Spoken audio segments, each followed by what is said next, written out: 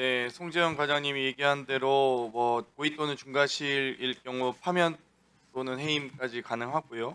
또 국가공무원법에 이 금고 이상형이 집행유예가 선고되더라도 당연퇴직 사유입니다. 어차피 그래서 마지막 좀 기회를 드리고 싶습니다. 최선영 수사관님, 네. 네, 그러면 7월 17일에 이 개수하고 12월 17일 12월 17일에 개수하고 네. 계장님 캐비넷에 있다가 18일 날 수리를 하신 거죠? 네, 김정민 맞습니다. 수사관에게 수리할 때 이 비닐 랩핑된 비닐 관봉권, 띠지 그리고 고무줄로 묶인 세 종류의 현금 돈다발을 김정민 수사관에게 수리했고요. 네, 하지만 거기 맞습니다. 과정에서 어떤 추가로 뭐 어떤 영수 처리가 된 건 아니잖아요. 네, 맞습니다. 그렇죠. 그러면 그때 분명히 인계를 접수를 잘 하신 거죠? 네, 맞습니다. 자, 그리고 접수하시면서 원형 보존 해달라고 3차례 정도 이야기하셨다고 제가 보고서에 있는데. 말씀드린 건 아니고 저희 방에 이주연 계장님께서 말씀드렸습니다. 때도 했고 최선영 계장은 얘기 안 했고요. 네, 저는 따로 당부를 안 했고 네, 안 했습니다. 그러면은 여러 차례 했다는 거예요? 이주연 계장 같은 경우는 한 3차례 정도라고. 3차례라고 저희는 생각을 했는데 12월 17일 날 김정민 수사관이 병가였다는 사실을 나중에 알았습니다. 그래서 12월 18일 그리고 12월 19일 최소 2차례 김정민 정도 수사관에게 2차례 정도 네. 했고. 네. 그럼 아마 17일 날은 남경민 수사관이 그 얘기를 들었는데 인계를 제대로 안 했겠네요. 남경민 수사관은 그 원형 보존 지시했다고 들었다고 했죠. 저번 청문회 때. 17일에는 그렇게 개수할 때는 안 들었고 18, 19일 들었어요. 그러면 2차례네요.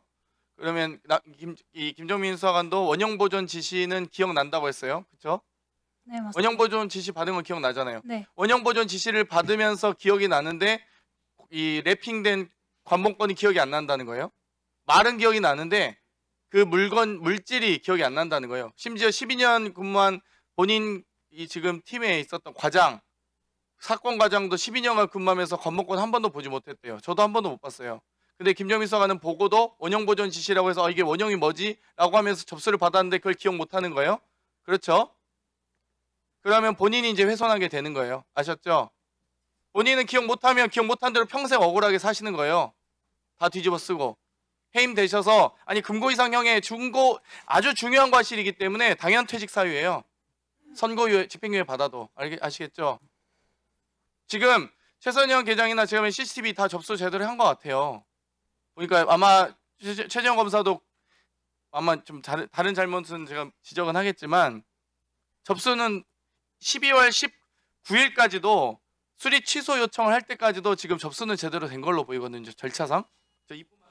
네. 시간 늘드리세요. 과정에서 혹은 지금 영치계로 가는 과정에서 김정민 수사관이 훼손한 것으로 보입니다. 아시겠습니까? 뭐 본인은 뭐 몰라도 돼요. 기억 잘 못하시니까 자기가 왜 지금 해임됐는지도 모르고 왜 집행유예 받는지도 모르면서 아마 강제 퇴직 당하실 것 같아요. 그래서 꼭 기억을 하셔야 되는데 본인이 억울하면 뭐합니까? 본인이 자기 스스로를 입증하지 못하는데. 최재형 검사님, 뭐 수사 자신 있다, 아니 입증 못하시면 그렇게 하실 거예요. 아마 그리고 국정감사 내내 불려오실 겁니다만 제가 증인 신청했거든요.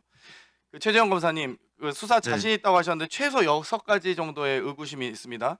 첫 번째, 압수물품에 대한 지문 감식하지 않은 것, 그리고 두 번째는 압수물 목록에 띠지나 관문권 스티커 형태를 구체적으로 적시하지 않은 것. 물론 여러 가지 과정에서 원형 보존 지시까지 했는데 내가 굳이 압수물 목록에 이거까지 써야 되냐라고 생각하실 수 있기는 하지만 그럼에도 불구하고 검사 생활 1, 2년 하신 것도 아니고 남부지검에서 지금 김정민 수사관은 그게 관행적으로 해왔다는 거예요. 자기는 다 띠지 떼고 다 돈 셌다. 본인 지금 진술 답안에 써 있거든요. 그리고 세 번째는 구속영장 기각당할 때 사유도 너무 한심합니다. 저는 고의로 혹은 좀 태만으로 직무 태만으로 구속영장 기각한 게 아닌가 싶을 정도로 어떻게 날짜와 금액과 방법을 구체적으로 적시하지 않고 특정하지 않고 구속영장을 신청합니까? 저는 그 부분 이해가 안 가고요. 네 번째는 인계할 때 어떤 수사팀에 다 인계했다고 하지만 보고 누락 일단 1월 9일 날 이 지휘체계에 보고하지 않으신 것, 그리고 심지어 인계하면서까지 보고하지 말라고 하신 것 자체가 본인의 혐의를 스스로 인정하거나 은폐하려고 했다라고 보고요. 이 다섯 번째, 그리고 압수물품을 왜 수리 취소를 합니까? 본인 캐비넷에 왜 놔둡니까? 그것도 저는 이건 좀 소명하셔야 될 것 같고요. 여섯 번째, 지금 모든 수사관이 저한테 얘기하는 게 한국은행에 문의를 해서 추적 어렵다 나가니까 검찰이 네 하는 검사가 없다는 겁니다. 한국은행에 확인할 때 보통 추적 어렵다고 하더라도 어떤 추적이 어떻게 구체적으로 최소한의 이 발권자나 발권 당일이나 그때 이 입출입 기록이라도 있을 거란 거예요. 최소한 이 한국은행에